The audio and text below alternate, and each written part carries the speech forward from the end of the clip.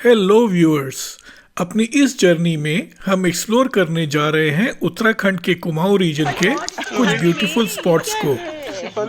तो अभी कहाँ जा रहे हैं? हम पहले चंपावत जा रहे हैं।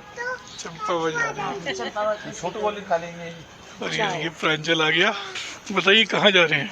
मुंशियारी, मुंशियारी, पर रूट क्या होगा? धारचूला, फिर नारायण आश्रम, फिर मुंशियारी और लोहा घाट होते हैं। Okay. To be a part of this journey, just sit back, relax and watch.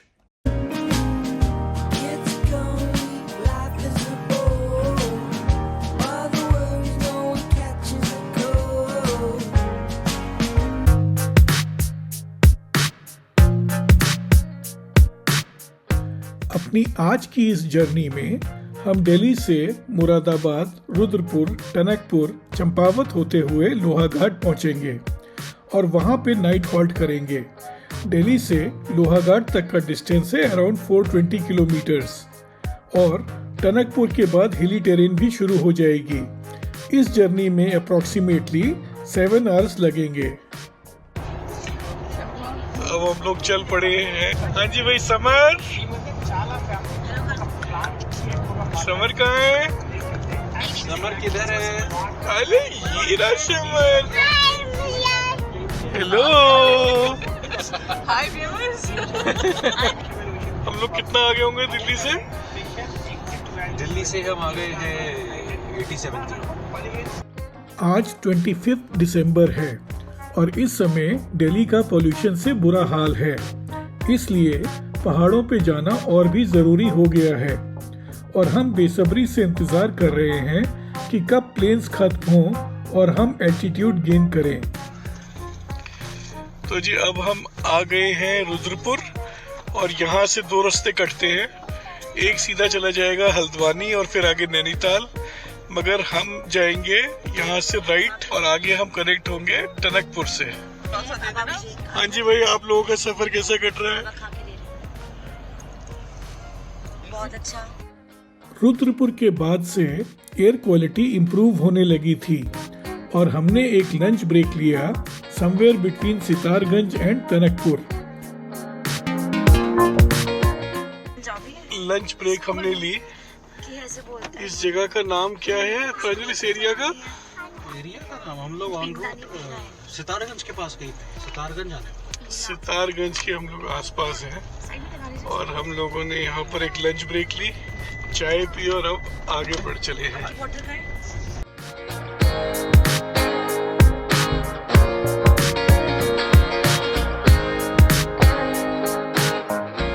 Tanakpur onwards न सिर्फ एयर क्वालिटी बेटर हुई बट इवन पॉपुलेशन डेंसिटी भी ड्रेस्टिकली कम हुई। अब सफर और भी मनमोहक बनता जा रहा था।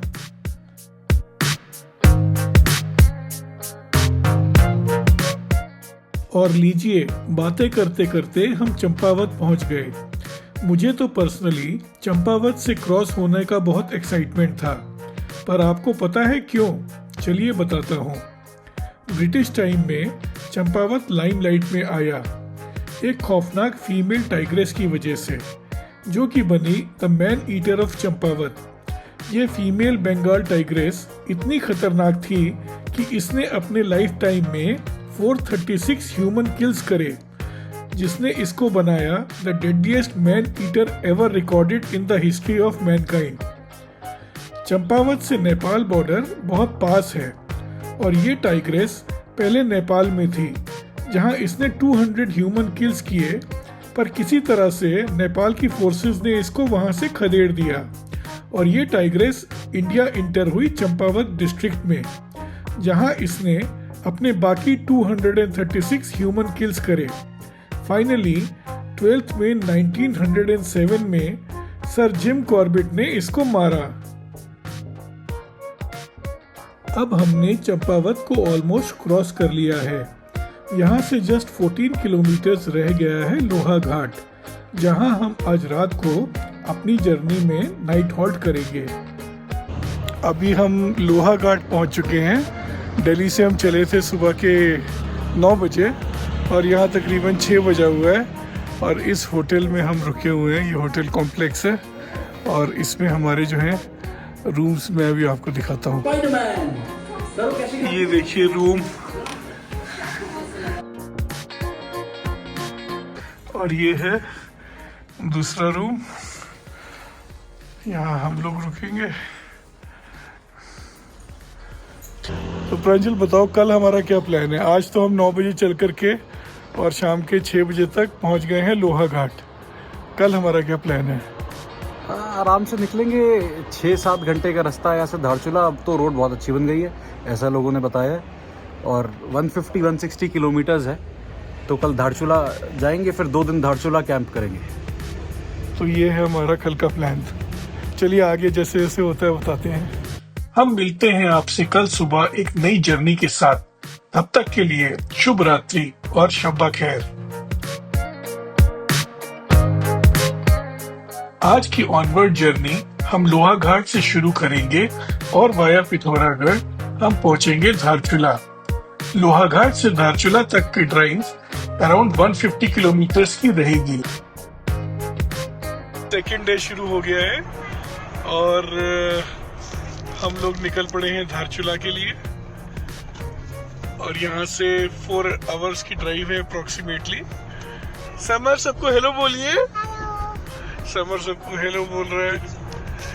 अब देखिए सीनरी एंजॉय करिए, ब्यूटीफुल।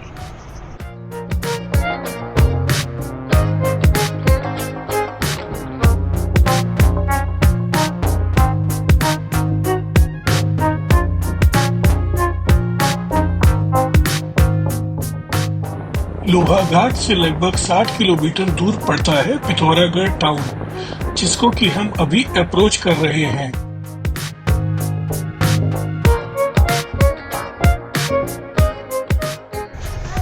देखिए वहाँ आगे पिथौरागढ़ आपको दिख रहा होगा। मतलब ये सब तो शुरू ही हो गया है शहर, बट मेन शहर थोड़ा आगे है। और ये गाड़ी के मैप में देखिए कितनी बड़ी सिटी है। देहरादून के बाद शायद उत्तराखंड की सेकंड लार्जेस्ट सिटी है ना। कुमाऊं रीजन का हेडक्वार्टर भी है, और ये कुमाऊं रीजन का हेडक्वार्टर भी है। और प्रांजल कह रहा है कि देहरादून से भी बड़ी सिटी है, मतलब उत्तराखंड की लार्जेस्ट सिटी है ये। सौर वैली में बसा पिथौरागढ़ फेमस है पिथौरागढ़ फोर्ट के लिए, जिसको कि गुरखाज ने 18वीं सेंचुरी में बनवाया था। और यहीं पर है फेमस कपिलेश्वर महादेव टेम्पल, जो कि लॉर्ड शिवा को डेडिकेटेड है। और यहीं से आपको पंचाचूली पीक्स भी दिखने शुरू हो जाती हैं। बट हमारी जर्नी की फर्स्ट डेस्टिनेशन है धारचूला, इसलिए अभी हम पिथौरागढ़ को सिर्फ पास थ्रू कर रहे हैं।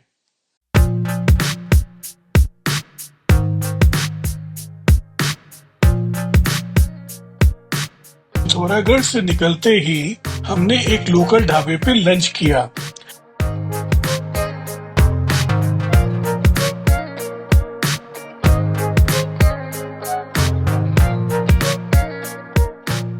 यहाँ हमने पहाड़ी style local mutton curry try करी, और सच में इसका टेस्ट सिंपली डिलीशियस था। Less spicy but still full of flavour.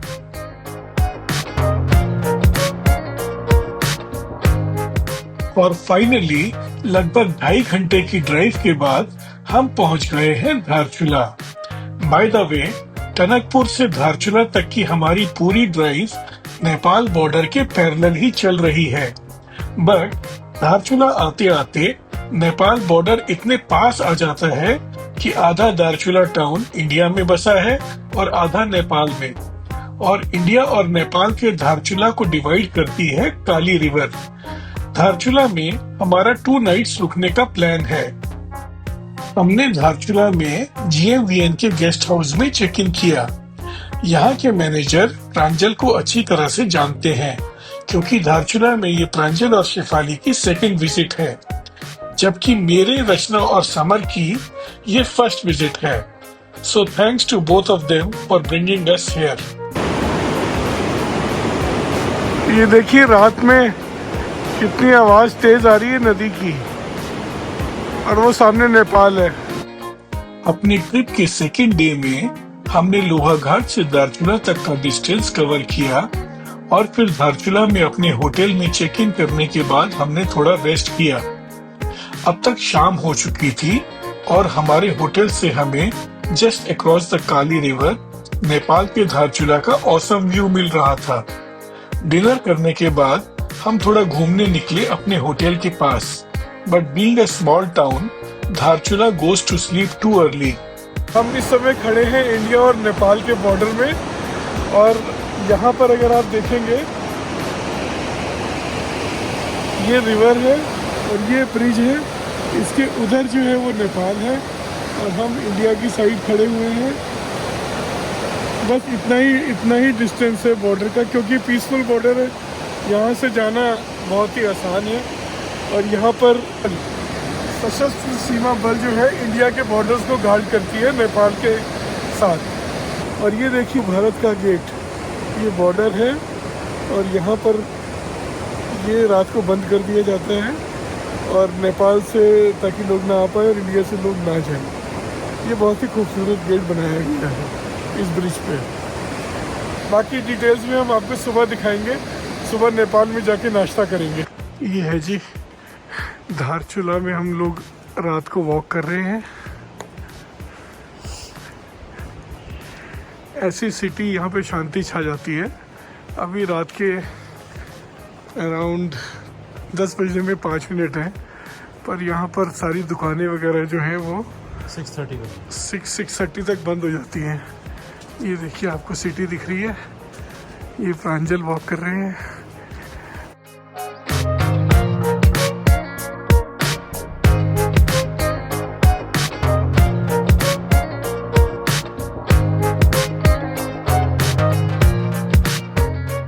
आज हमारी जर्नी का डे 3 है। देखिए समर आपको काली रिवर के अक्रॉस नेपाल के धारचूला का डे टाइम व्यू दिखा रहा है।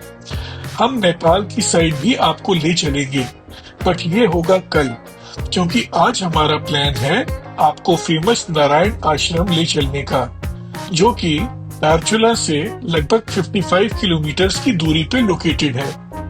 नारायण आश्रम विजिट करने के बाद हम आज शाम को वापस धारचूला लौट आएंगे।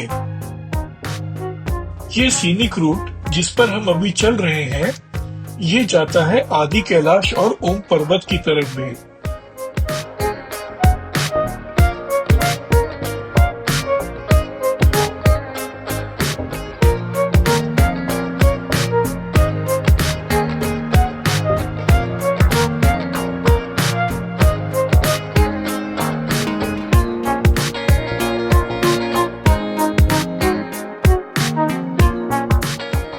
ये है रिवर धौली गंगा।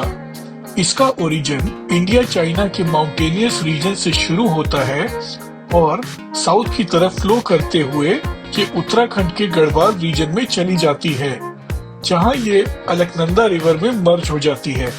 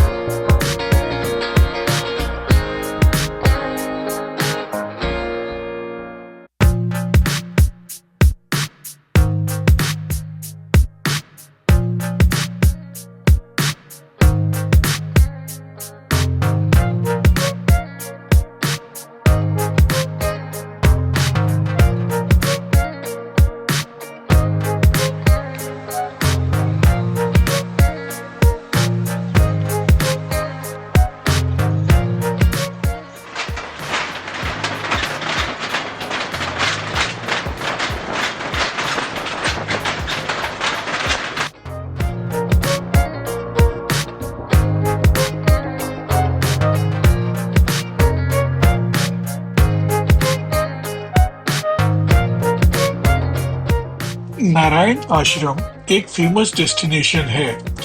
इसकी सीनिक फोटोज से तो गूगल भरा पड़ा है, बट आज हम अपनी आंखों से ये देखेंगे कि ये स्पिरिचुअल सेंटर कितना खूबसूरत है।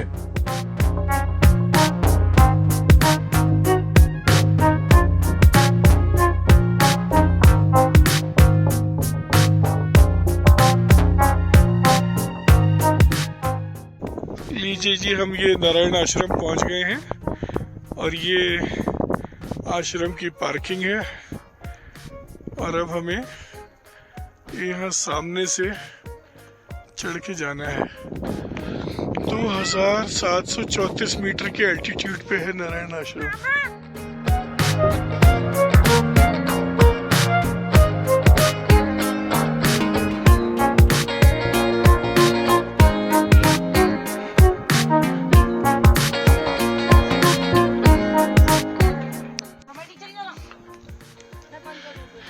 गाड़ी खड़ी करने के बाद भी अच्छी खासी चढ़ाई ऊपर चढ़नी पड़ती है। वो देखिए पीछे पार्किंग वहां पर है नीचे।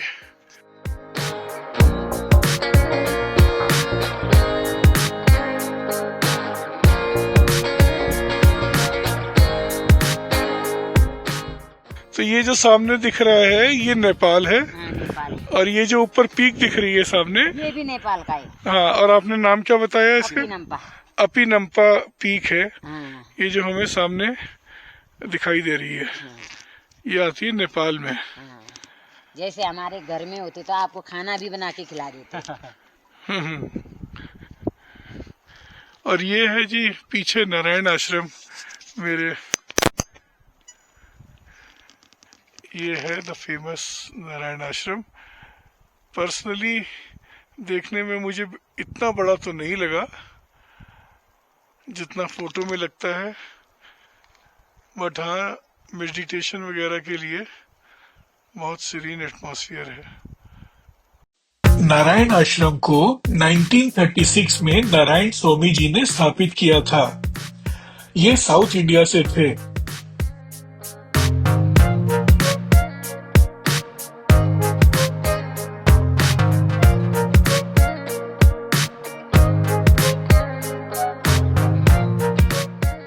ये एक non profitable spiritual and socio educational centre है। यहाँ कुछ रूम्स हैं जो आप सीजन में बुक करा सकते हैं और इस सीरीन एटमॉस्फेयर में योगा और मेडिटेशन को प्रैक्टिस कर सकते हैं।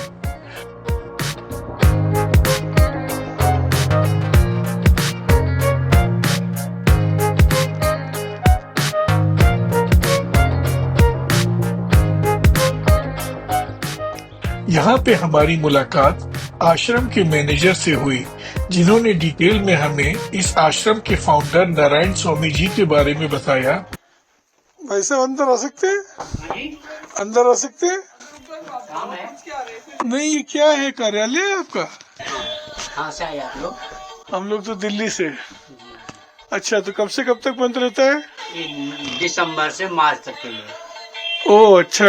बीच में आते थे शिवरात्रि में, शिवरात्रि को उसे खोलते। अच्छा अच्छा, तो सब पुस्तकालय वगैरह सब बंद रहेगा अभी। और रहने के लिए वैसे कमरा में कभी खुला है? जी? रहने के लिए खुला है? इमरजेंसी में कोई रहता है तो तब उसके लिए वो अभी कुछ खाना वाना सब बंद है अभी? बंद रहता है। जो उसको रखेंगे तो उसको खाना देंगे ही। मैं भी यहाँ पे नहीं रहता हूँ ना। अच्छा। कल ही आया, परसों आया यहाँ पे। अच्छा अच्छा। मैं पहले चले गया था नीचे जी नवंबर में। जी जी। पैसा इनका पगार देना, खर्च पर्चा, बच्चे फीस फास वाले होते हैं ना। जी जी जी। इसलिए मैं यहाँ पे आया था। अच्छा, परसों मैं भी निकल जाऊंगा फिर वापस। तो स्वामी जी ने कब शरीर छोड़ा? हाँ जी, 1956 में। 1956 में छोड़ भी दिया शरीर? हाँ जी।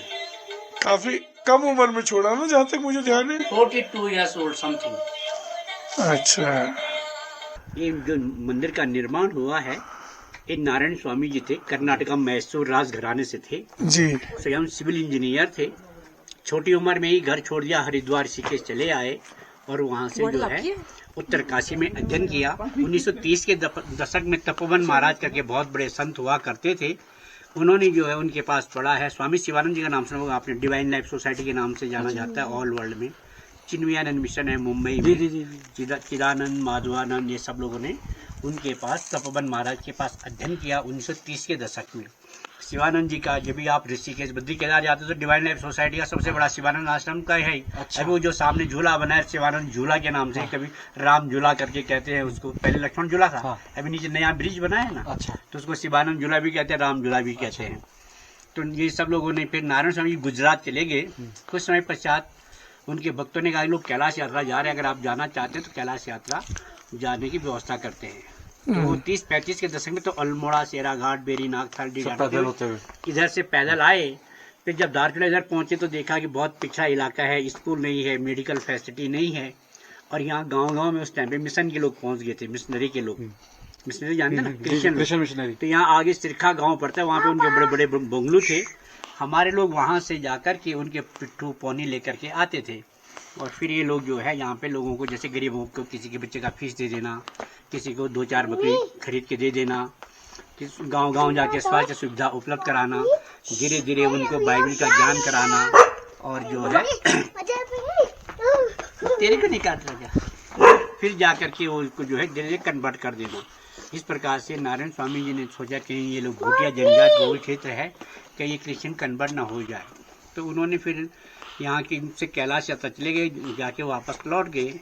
धारचूला के पास में नेशनल हाइड्रो पावर कॉर्पोरेशन के पास छोटा सा शिवालय था, वहाँ पे एक लेडी रहती है रूमा देवी, उनके पास रुके, इच्छा व्यक्त की अगर हमें क्षेत्र में रहना चाहे तो जगह कहाँ मिलेगी। और रूमा देवी घुमाते घुमाते इस क्षेत्र में लेके आए, और ये 2 किलोमीटर पे सोसा गांव वालों ने उनको जगह दे दी। फिर उन्होंने घूमते घूमते गए तो यहाँ का नैसर्गिक वातावरण सौंदर्य देख करके ये जगह पसंद की। एक बड़ा टीला काट काट के प्लेटफॉर्म बना, इतना बड़ा नहीं था। फिर ये मंदिर का निर्माण किया, मंदिर के साथ साथ सबको नारायण नारायण कहना सिखाया। फिर 10 किलोमीटर पीछे पांगू गांव पड़ता है, वहाँ पे उन्होंने उस जमाने में पहले हाई स्कूल फिर इंटर कॉलेज बनाया। ये सोसा गांव पड़ा, जिन्होंने जगह दी, वहाँ पे उन्होंने 10 बेड 1950 में 10 बेड की हॉस्पिटल बनाई। अच्छा। पिथौरागढ़ एक छोटा सा तहसील हुआ करता था अल्मोड़ा डिस्ट्रिक्ट का। 1950 में उन्होंने प्राथमिक स्वास्थ्य केंद्र में जो है जर्मन से लेकर के एक्सरे मशीन लगाई। प्रेजेंट टाइम में वर्किंग कंडीशन में है। धारचूला से पीछे पड़ता है 50 किलोमीटर, जैसे नारायण से वहाँ नारायण नगर बसाया, विद साइंस बापू महाविद्यालय बनाया। चौकोरी का नाम सुना होगा आपने, कि नहीं सुना तो जाने वाले होंगे। चौकोरी के पास वो ब्राह्मण बहुल क्षेत्र 1938 में वहाँ पे संस्कृत महाविद्यालय बनाया, इंटर कॉलेज बनाया कमेरी देवी में। हाँ, बेरी डोंगोली हाट पाताल भुवनेश्वर जहाँ है, वहाँ के फर्स्ट मैनेजर थे। उनके गांव में हाई स्कूल, लाइब्रेरी बनाई, तला रामगढ़ में बनाया। हाँ, वो अभी भी ऑपरेशनल है वो हॉस्पिटल। तो जो पाताल भुवनेश्वर जाते हैं तो राइट साइड रोड लेफ्ट चली जाती है, एक बड़ा हॉस्पिटल। गवर्नमेंट को 55 के बाद सब गवर्नमेंट को दे दिए। हाँ। सारे स्कूल, हॉस्पिटल। अभी नारायण नगर हमारा आश्रम है, तो वहाँ छोटा आश्रम है, वहाँ पे हमारे पास है, और सब गवर्नमेंट को दे दिए। उनका स्वास्थ्य खराब हो गया था, और 1955 में सब संस्थाएं गवर्नमेंट को देख करके चित्तरंजन दास हॉस्पिटल कलकत्ता चले गए। 1956 में वहाँ उनका देहांत हो गया।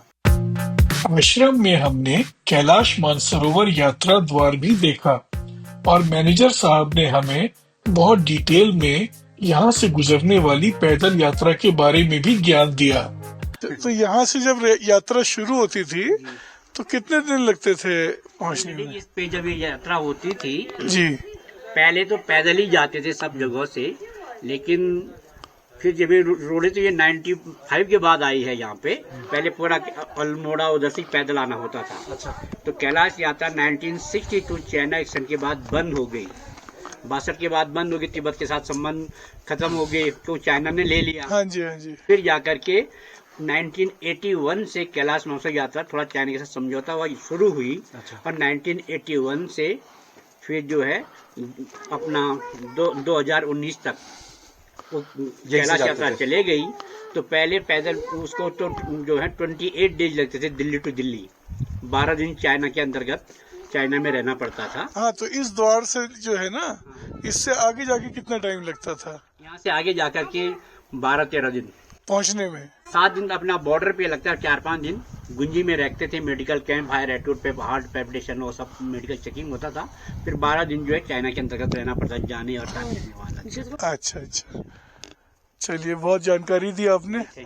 यहाँ आए, एक बार अपना नाम बताइए ना फिर से। प्रताप सिंह राणा। अच्छा अच्छा, थैंक यू सो मच। लो जी, यहाँ पर Indian post Kailash branch post office, pin number 262542 post office भी है। समन, दादी से बोलो कि कुर्सी लेके आ जाओ। दादी, कुर्सी लेके आ जाओ। ये लो जी, ये हम लोग यहाँ पर लंच कर रहे हैं नारायण आश्रम विजिट करने के बाद। और मैंने और रचना ने ऑर्डर किया है दाल चावल, और इसके साथ हमें मिलेगा प्याज।